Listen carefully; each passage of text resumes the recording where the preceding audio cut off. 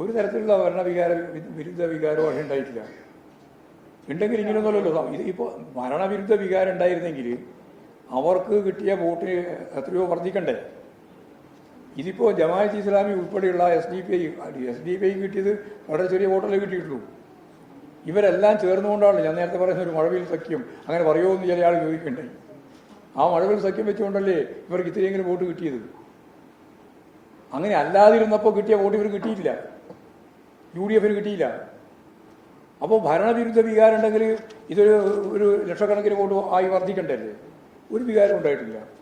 കഴിഞ്ഞ തവണ കിട്ടിയതിനേക്കാൾ 790 വോട്ടാണ് UDF സ്ഥാനാർത്ഥിക്ക് ഇത്തവണ കുറവ് കിട്ടിയത്. അതെ, പക്ഷേ LDF സ്ഥാനാർത്ഥിക്ക് 14,567 വോട്ടിന്റെ LDF സ്ഥാനാർത്ഥി എന്ന് പറയുന്നത് അന്ന് സ്വതന്ത്രം കൂടി കൂട്ടിയല്ലേ? സ്വതന്ത്ര സ്ഥാനാർത്ഥിയല്ലേ മത്സരിച്ചത്?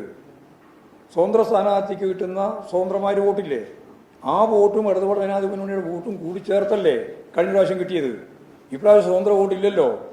അത് കുറച്ചല്ലേ ഇപ്പോഴും നമുക്ക് കിട്ടുന്നത്. സ്വതന്ത്ര സ്ഥാനാർത്ഥി മത്സരിക്കുന്ന സമയത്താണ് മാത്രമാണ് ഈ അടുത്ത കാലത്ത് ജയിച്ചിരുന്നു. പാർട്ടി സ്ഥാനാർത്ഥിയെ തീരുമാനിക്കുന്നതിന് മുമ്പ് അക്കാര്യം പാർട്ടിക്ക് അറിയില്ലേ? ഓ, നമുക്ക് നന്നായിട്ട് അറിയാം.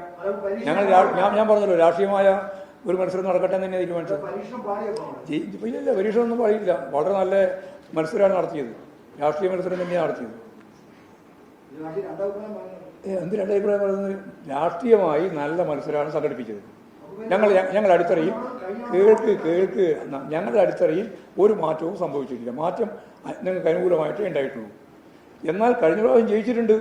ജയിച്ചത് എങ്ങനെയാണ്? ജയിച്ചത് ഞങ്ങളുടെ വോട്ടും അതുപോലെ സ്വതന്ത്രന്റെ വോട്ടും രണ്ടും ചേരുമ്പോഴാണ് അവിടെ ജയിക്കുന്നത്.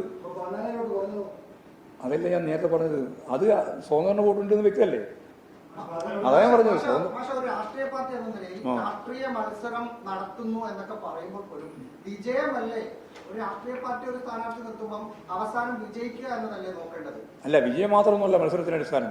അത് ചെറിയ ആളുകൾ തീരുമാനിക്കുന്നതാണ്. ജയിച്ചാലും തോറ്റാലും രാഷ്ട്രീയമായിട്ട് മത്സരിക്കണമല്ലോ.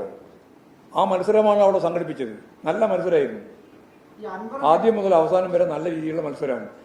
ഞങ്ങൾക്ക് ചില നിയോജക മണ്ഡലങ്ങളിൽ ഞങ്ങൾ മാത്രം മത്സരിച്ചാൽ രാഷ്ട്രീയ മത്സരത്തിൻ്റെ ഭാഗമായിട്ട് മാത്രം ജയിക്കില്ല. അപ്പോൾ സ്വാഭാവികമായിട്ടും അതിൻ്റെ പുറത്തു നിൽക്കുന്ന ജനങ്ങളുടെ തന്നെ കൂടി വോട്ട് ലഭിക്കത്തക്ക രീതിയിൽ സ്വതന്ത്രന്മാരുടെ വോട്ട് അതും കൂടി ചേർത്ത് ജയിക്കുന്ന നില പല മണ്ഡലത്തിലും ഉണ്ടായിട്ടുണ്ട്. അത്രയേ ഉള്ളൂ. അൻവർ പിടിച്ച വോട്ട് കൂടുതലും LDF വോട്ടാണ് എന്നാണ് അൻവർ പറയുന്നത്. കണക്കുകൾ നോക്കുമ്പോൾ അത് ഏതാണ്ട് അത് ശരിയാണെന്ന് തോന്നുകയും ചെയ്യും. ഞങ്ങളുടെ വോട്ട് അൻവർ പിടിച്ചിട്ടുണ്ടോ എന്നുള്ളത് പരിശോധിച്ച് ഒരു ഉറപ്പ് വരുത്തേണ്ടിയാണ്. കുറച്ച് വോട്ട് പിടിച്ചിട്ടുണ്ട് എന്ന് തന്നെയാണ് കാണുന്നത്. കുറച്ച് വോട്ട് പിടിച്ചിട്ടുണ്ട്.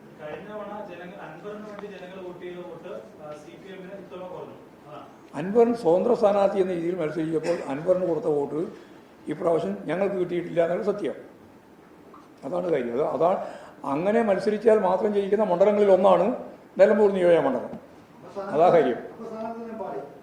സ്ഥാനാർത്ഥി നിങ്ങൾ ഓരോന്നും ഇങ്ങനെ പറയുന്ന വലിയ കാര്യം. അതായത് ജയിക്കൽ മാത്രമല്ലല്ലോ മത്സരം എന്ന് പറയുന്നത്.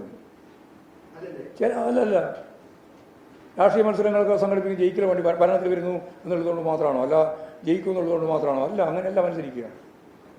ചില സന്ദർഭത്തിൽ രാഷ്ട്രീയമായ മത്സരം തന്നെ സംഘടിപ്പിക്കേണ്ടി വരും. ചില സന്ദർഭങ്ങളിൽ ഈ പറഞ്ഞതുപോലെ ജയിക്കുന്നത് വളരെ പ്രധാനപ്പെട്ട കാര്യമായി കണ്ടുകൊണ്ട് മത്സരിക്കേണ്ടി വരും. അല്ലെങ്കിൽ രാഷ്ട്രീയമായ ശരിയായ മത്സരം നടത്താൻ സാധിക്കില്ലല്ലോ.